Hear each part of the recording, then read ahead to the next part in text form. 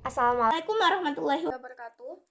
Halo semuanya, Halo semuanya, Hai. Halo semuanya, perkenalkan kami dari kelompok 1 ingin memperkenalkan diri. saya akan Nazi Akmal. Saya Kodita Zahra Putri. Nasiba Putri Akila saya Syala Bilqis Aurelia Saya Rizky Prayoga. Nama saya Randy Andra Putra. dari kelas 10 PS3 3 dari kelompok 1 pelajaran ekonomi yang Mempresentasikan hasil kerja kami, yaitu membahas tentang sejarah koperasi koperasi dan juga perkembangan koperasi di Inggris, perkembangan koperasi di Indonesia ketika sebelum dan setelah kemerdekaan. awal mula lahirnya sejarah perkembangan koperasi di Inggris. Lahirnya koperasi sangat erat kaitannya dengan revolusi industri Inggris yang terjadi pada pertengahan abad ke-18. Revolusi industri tersebut melahirkan tatanan ekonomi baru yang berbasis kapitalisme. Kapitalisme hanya mengesahkan keserakahan dan melahirkan persaingan bebas yang tidak terbatas. Sistem ekonomi kapitalis memunculkan kekecewaan rakyat yang dirasa sangat individualis yang mementingkan keuntungan pribadi ataupun sebagian pihak saja. Tak heran, revolusi industri justru memperdalam kemelaratan dan kemiskinan bagi masyarakat ekonomi lemah. Namun begitu, ideologi kapitalisme tidak hidup tanpa bersaing. Ketimpangan ekonomi dalam masyarakat akibat kapitalisme mendorong lahirnya ideologi yang berseberangan, yaitu sosialisme. Revolusi industri di Inggris menyebabkan semakin tingginya tingkat pengangguran, semakin banyaknya penggunaan mesin dalam proses industri. Hal ini menyebabkan kesenjangan antara buruh dengan pemilik modal semakin besar, ditambah dengan adanya penindasan dan kemiskinan masyarakat bawah di masa perkembangan kapitalisme di Inggris. Saat itulah mendorong adanya cita-cita masyarakat untuk membentuk suatu tatanan masyarakat yang lebih sosialis, dan akhirnya mendorong beberapa tokoh untuk mencari solusi agar tercipta pemerataan kekayaan di masyarakat. Salah satu tokoh yang terkenal adalah Robert Owen, merupakan seorang industriawan penganut sosialis Inggris. Dia juga merupakan orang pertama yang mencetuskan istilah cooperation dan memberikan beberapa ide untuk mengatasi kemiskinan di Inggris. Namun, hal ini kurang mendapat perhatian dan menyebabkan ide ini pun mengalami kegagalan. Dan pada tahun 1844, untuk mengatasi kemiskinan dan kemelaratan yang terjadi di Inggris, lahirlah koperasi pertama di Rochdale, kota bagian utara Inggris yang terkenal dengan nama Koperasi Rochdale. Di bawah pimpinan Charles Howard, koperasi tersebut beranggotakan 28 pekerja.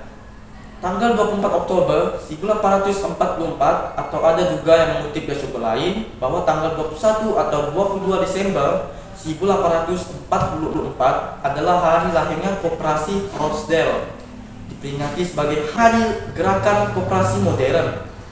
Koperasi Rochdale muncul sebagai bentuk kekecewaan masyarakat terhadap sistem ekonomi pasar yang mementingkan keuntungan pribadi serta berpihakan pada para pemodal. Dan tujuan didirikannya Koperasi Rochdale ini untuk meningkatkan kesejahteraan anggota melalui pemungutan uang sebesar 1 pound sterling per anggota yang nantinya akan digunakan sebagai modal usaha.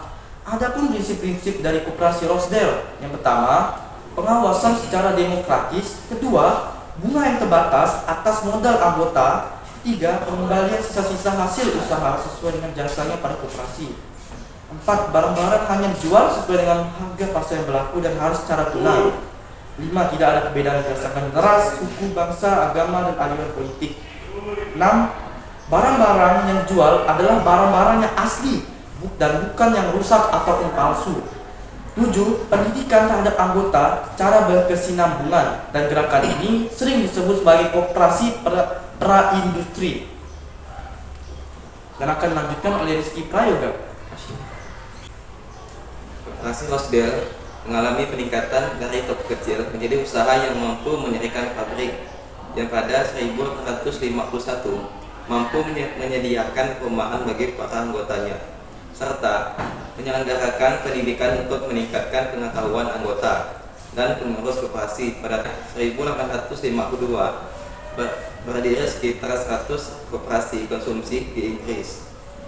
Akhirnya di tahun 1862 Koperasi konsumsi ini menyatukan diri menjadi pusat koperasi pembelian dengan nama The Cooperative Wholesale Society, disingkat CWS. Rochdale terus berkembang dan membuka perwakilan di New York, Hamburg, dan kota lainnya.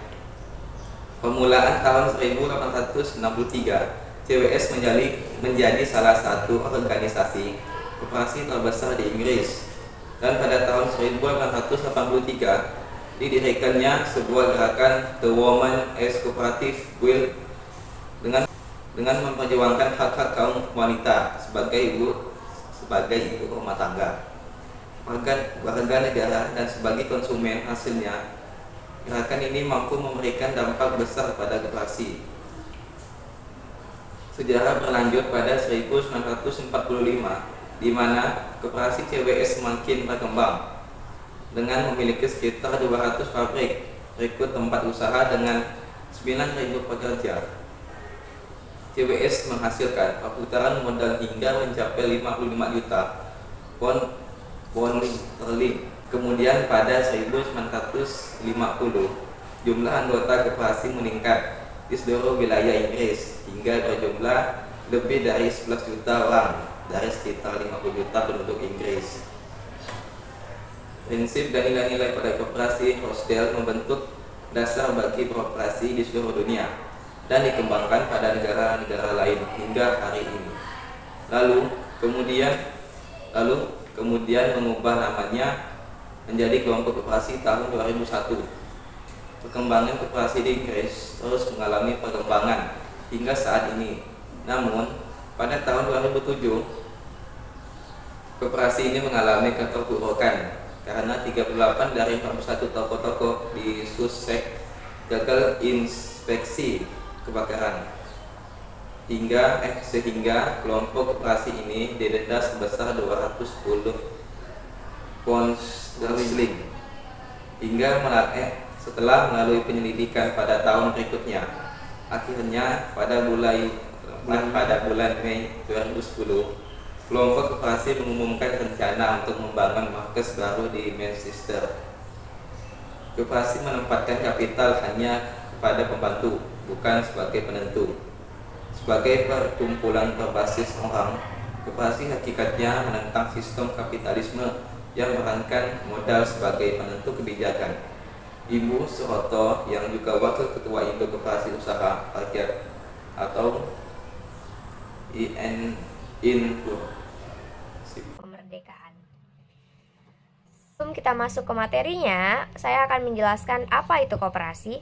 Koperasi merupakan sebuah badan usaha yang dimiliki bersama dengan tujuan untuk memperbaiki nasib penghidupan ekonomi.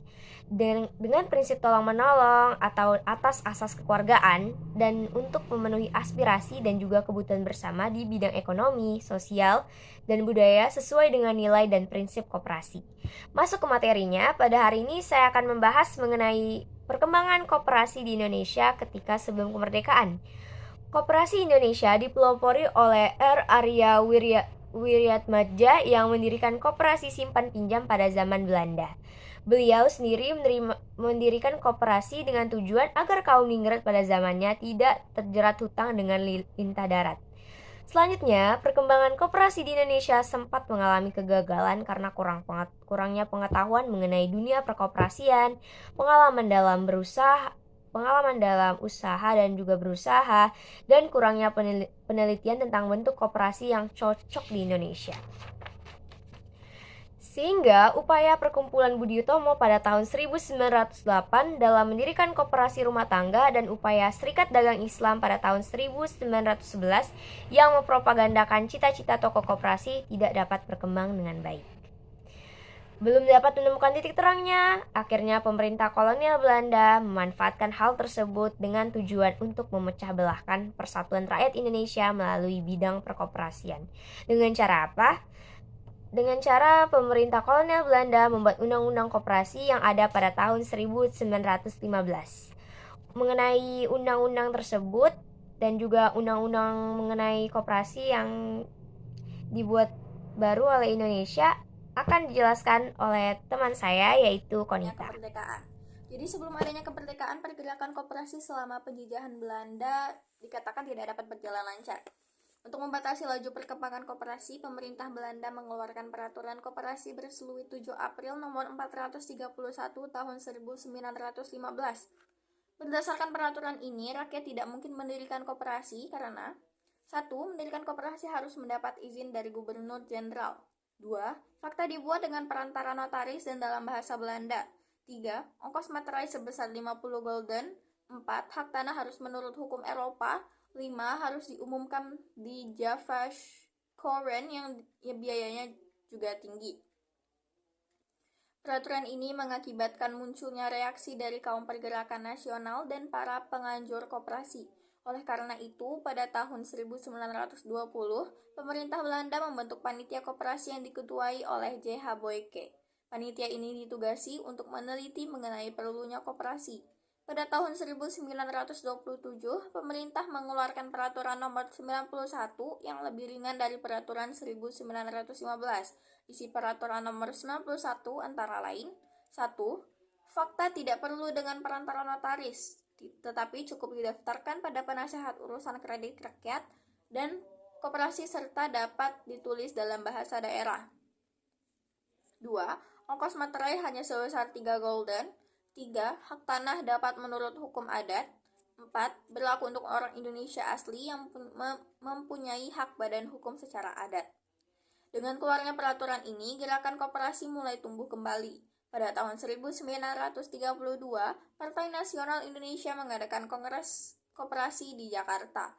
Pada tahun 1933, pemerintah Belanda mengeluarkan lagi peraturan nomor 108 sebagai pengganti peraturan yang dikeluarkan pada tahun 1915.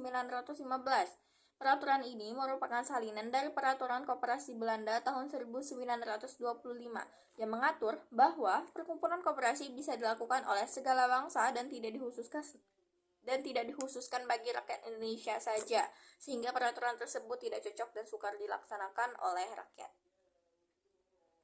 Karena peraturan-peraturan ini pula, Indonesia juga mengeluarkan Undang-Undang Nomor 23 Tahun 1927 yang mengatur tentang koperasi, sehingga untuk beberapa saat terjadi dualisme peraturan perkoperasian.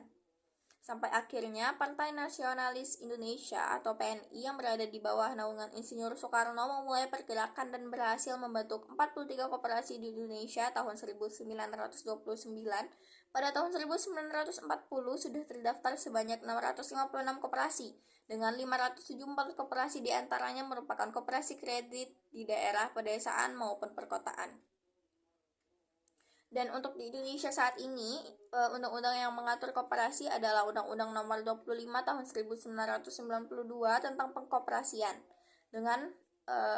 Namun undang-undang ini sempat dicabut dengan Undang-Undang Nomor 17 Tahun 2012 tentang pengkoperasian yang disahkan pada tanggal 29 Oktober 2012.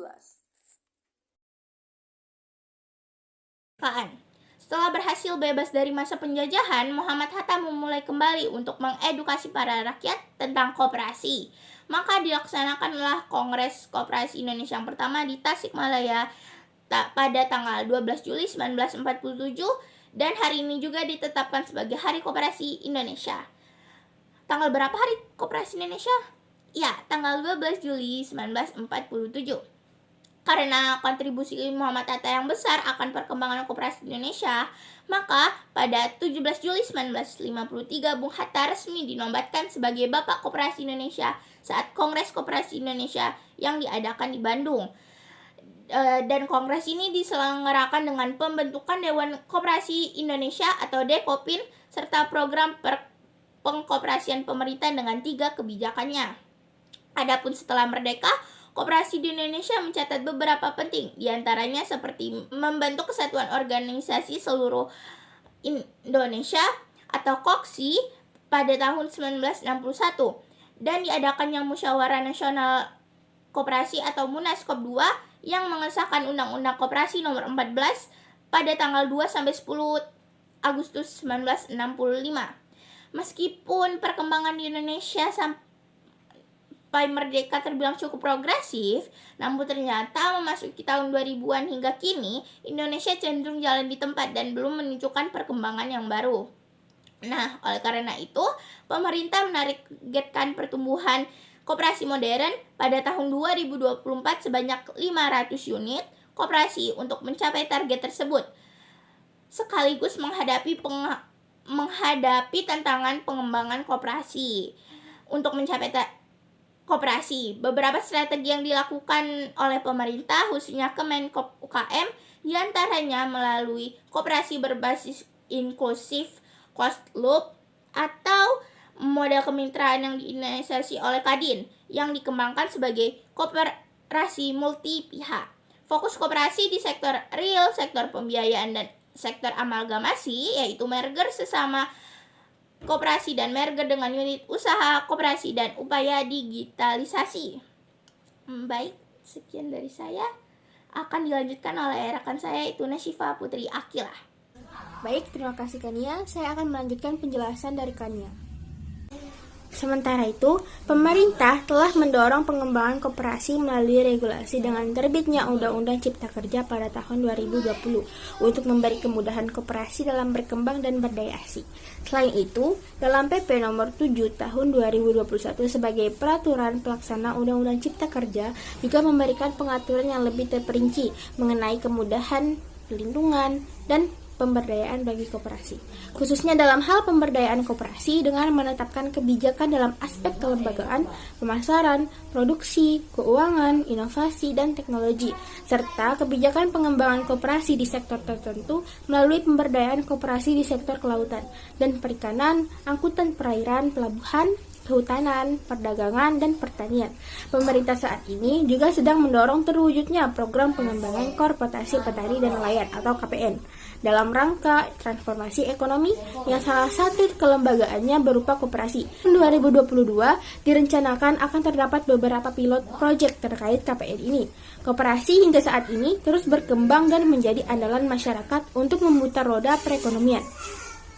Hal ini tercermin dari data Kementerian Koperasi dan UKM atau Kemenkop UKM tahun 2020 yang mengalami kenaikan jika dibandingkan dengan tahun 2019. Pada tahun 2019, jumlah koperasi aktif sebanyak 123.045